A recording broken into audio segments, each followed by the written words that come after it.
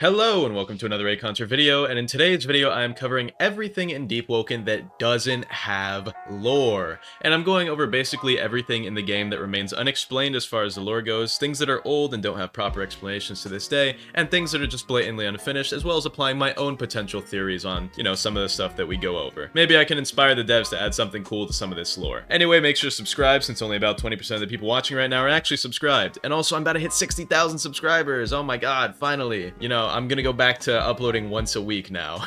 No, I'm joking, I'm sorry. Anyway, also I'm live on Twitch, come watch me on Twitch where I'm live on Twitch, I'm live on Twitch, come watch me on Twitch, twitch.tv/Reaconteur where I'm live on Twitch right now after uploading this video 4 p.m. Eastern Standard Time, Mondays, Wednesdays, and some Fridays I'm live on Twitch. Anyway, let's get straight into it. If you don't like me screaming, cry about it. Alright, so a lot of people have been asking me to do lore videos on certain topics, but the problem is, at this point, I've basically covered every major total lore topic, because if I wanted to cover lore on certain things, I'd have to get so nichely specific that I'd be covering like singular NPCs for 8 minutes. Shout out to Hermes Metal. So for example, one that I've gotten quite a lot is enchants. The enchants have no lore. People keep asking me to do enchant lore videos, but there's no lore behind the enchants, which is strange considering the fact that they're kind of a major part of the game and are magic. Real quick, attention span break. I know you guys are cooked. You're probably scrolling through TikTok while listening to this video in the background. Anyway, I'm playing Battlefield 6. Look at this jet. My friend was telling me, oh, there's a sniper on top of this building that just killed me. I'm like, all right, I'll take care of it. Let me go bomb his ass. I was gonna strafing run. I missed. I see him on the right side. Turn that wing, cleave his head right off. I'm so cool. Anyway, back to the video. But the source of power for enchants is not known. Only blessing enchants given from like celestials technically have lore, which is literally just that they're a gift from the celestials, like, unstable and all that stuff. But the rest of the normal enchants have absolutely no lore. And it's even funnier because like 95%, maybe even more than that, of the enchants in-game are stolen from another game known as Pixel Dungeon. And I don't mean lightly inspired, I mean literally stolen. The VFX are done in the same colors as they are in Pixel Dungeon, albeit more detailed because, Pixel Dungeon's a pixel art game.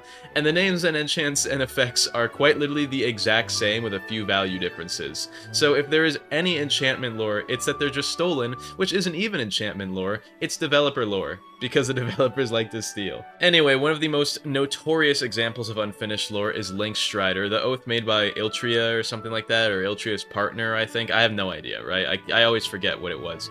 Now, Link Strider has some rough lore about being linked to the Celestials in some way, but the oath itself is unfinished as far as the lore goes, because whoever made it, because I keep forgetting, left the development team after the oath was made without finishing the lore behind it. So as it is now, it's just an unfinished oath with no real lore behind it, which kind of just sucks. And, it's supposed to be somewhat related to the Celestials, but one thing that we have heard recently is that with verse 3, we might be getting some lore written by, not Yayafino, I forget which dev it is, but one of the devs, I think it might be Dex, is supposed to be writing new lore for Link Strider, so that's cool. We'll finally be getting lore for it, which I hope they also go over this other oath and give it some more lore, but Blade Harper, because Blade Harper is another oath with no real explanation or lore behind it, which makes it even more confusing based on what it is, because Blade Harper is one of the only oaths, and, well, actually the only oath, where you are the oath master, but also the user, because you make a bind with yourself and an oath with yourself, or technically the soul of your weapon, which is more so a manifestation of your fighting spirit within you. Regardless, as the Blade Harper oath is trained through a ritual done within one's own mind and self, so somehow you just had this power within you and your weapon, which I get it's supposed to be a Bleach reference, but this isn't Bleach, and this doesn't have Bleach lore, so what exactly is Blade Harper, and how does it work? It makes no sense. Because yeah, in Bleach they have Bankai and Shikai, which are manifestations of their weapon's soul because their weapons are living things, right? Deepwoken doesn't really have that so much. Some weapons literally have souls, some weapons don't have souls, some weapons are normal weapons, but every weapon can be obtained with Blade Harper, which implies that your weapon can have 2 souls, 1 soul? I don't know. It makes no sense. Give us more lore on Blade Harper. And speaking of weapons, we then have the Lumen Splitter weapon. This weapon is a unique drop from the Doom of Caranthil, similarly to the Eye of Malice. However, the Eye of Malice is said to be made from the World Serpent's bones after its defeat.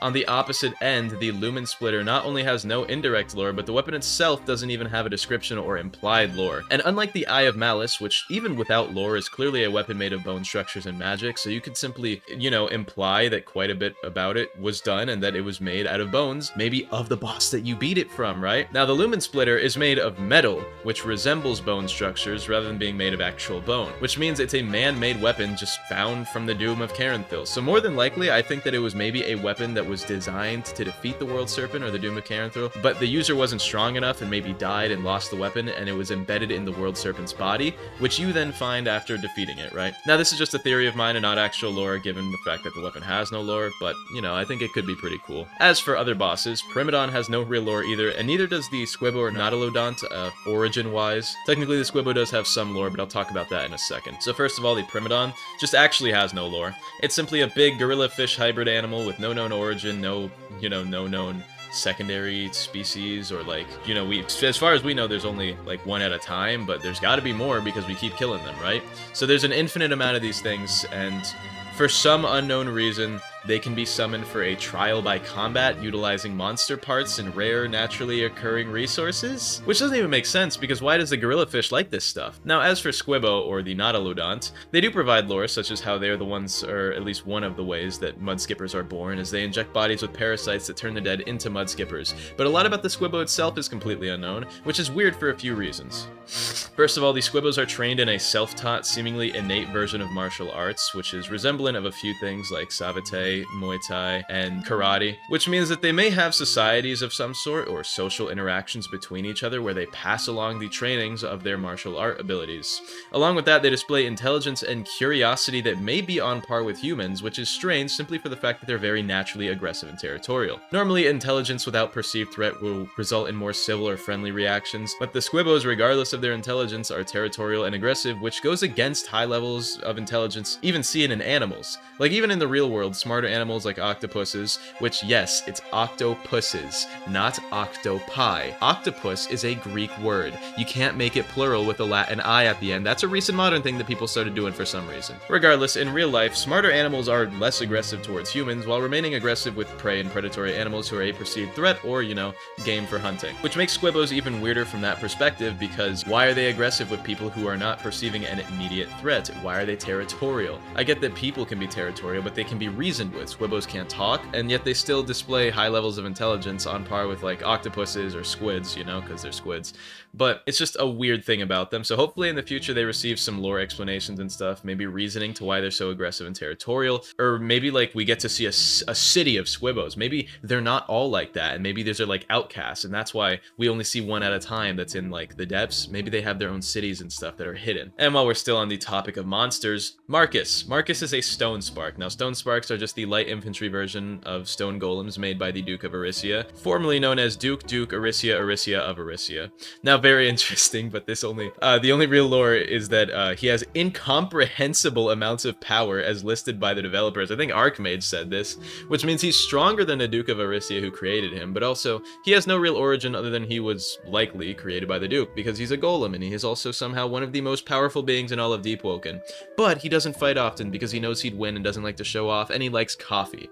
So I want the origin of Marcus. I want to know how he became incomprehensibly powerful. Now, speaking of powerful beings who aren't humans, the Ministry Prophets. We know that the Ministry has 9 prophets, and you increase in number as you increase in strength and contribution. Now, we know of the Ministry Prophets 4, 2, and 1, but not 3 or the ones below 4. And honestly, for lore reasons, the 5 through 9th prophets don't really matter, because we know their contributions are under that of the rest. Now, the 4th prophet, Zaire, is currently the Lord Regent. The 2nd prophet we know is the creator of Bloodrend, and the 1st prophet is likely the Deepwoken of the Shadowcast Attunement, who has completely abandoned his humanity and mortal form to become something else deep within the depths. But what about the 3rd prophet? 2 created Bloodrend, 4 is Lord Regent.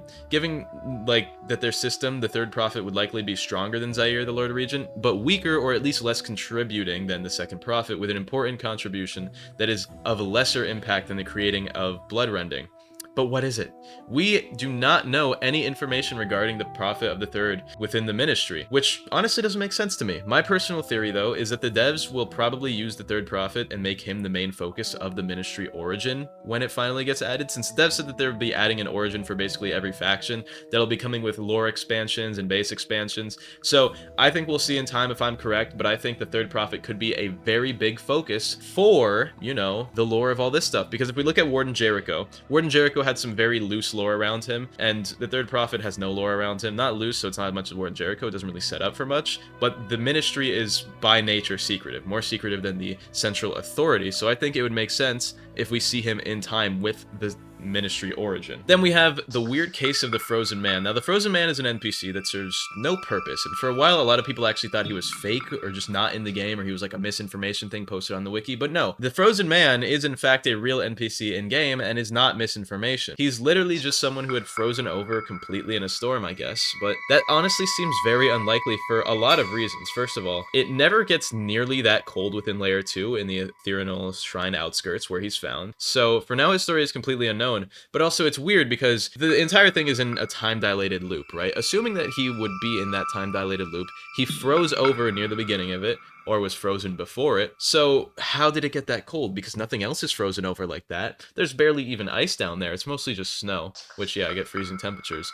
But no other person, monster, animal, nothing alive down there, or seemingly alive, is frozen to the degree that he is. And for some reason, he's just ended up like that. So I think that's a very weird mystery there. Anyway, I hope you all enjoyed today's video. Make sure to subscribe, check me out on Twitch and at my live channel. And of course, shout outs to YouTube members of Tier 2 or higher. Green, Brick, Pickle, High Card, Goobka, Philip, Wizzy My Tizzy, Flying Noodle 559, Axelor, Simply Mo, Elstern, Fun Guns, and Drizzy Drake Fan, who just came up on his 16th month of YouTube membership at the Tier 2. I love all of you. Song cover this week for all YouTube members, regardless of your tier, so you can just buy the lowest one if you want to hear me sing. We're coming back to the monthly song covers, people. One song cover dropped by me every month from now on, okay? I promise. And if I miss it, I'll give you 2 the next month. But I won't miss it unless there's like an emergency or something. Anyway, have an amazing day. I love you all, and goodbye.